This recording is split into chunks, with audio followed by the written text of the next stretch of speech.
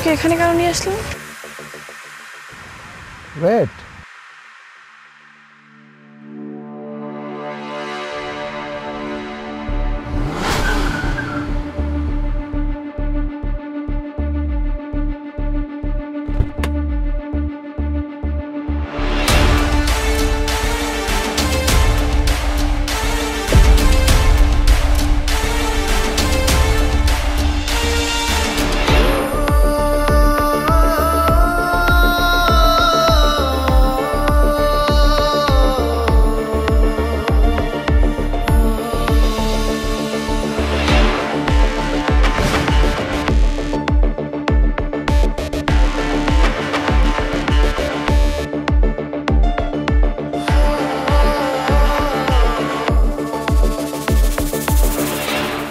কি কোন দুনিয়ায় আসোস?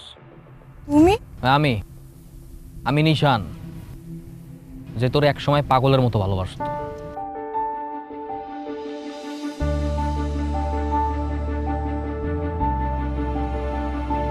সময়গুলো কত তাড়াতাড়ি চলে গেল না?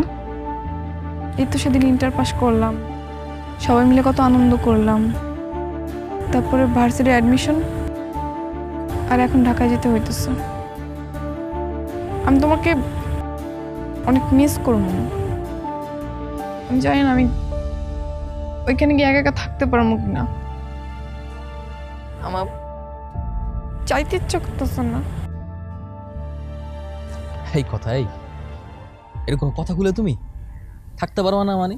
হ্যাঁ, তুমি ছোটবেলার থেকেই কত মেধাবী একটা মেয়ে, সব ক্লাসে তোমার ভালো ভালো কত রেজাল্ট, এখন ভালো একটা ভার্সিটিতে চান্স পাইছো। আমরা গ্রামের প্রত্যেকটা মানুষ তোমার নিয়ে কত গর্ব করে তুমি জানো। আমার হিসাব নইলে আলাদা, কোনো রকম একটা সরকারি কলেজে পাশ করে জীবন কাটাই দিন। হ্যাঁ, তো ওই হিসাবে লাগে মিলে লিখে হবো কও, তোমার ভালোবাসিতে পড়ালেখা করা লাগবে না? তুমি একা একা কেমনে থাকবা?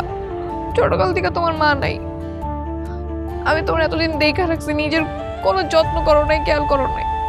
আমি তো এই টেনশনেই থাকতে পারবো না।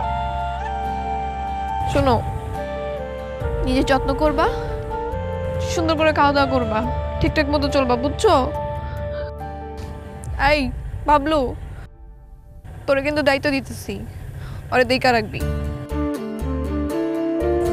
আচ্ছা, সবসময় আমার লাগে থাকবো, বান্দরটা সবসময় আমার লাগে থাকবো, সমস্যা নাই, তুমি কোনো চিন্তা করো না।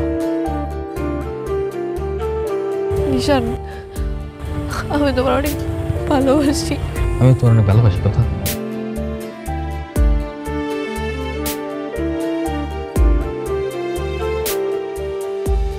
কি এগুলা?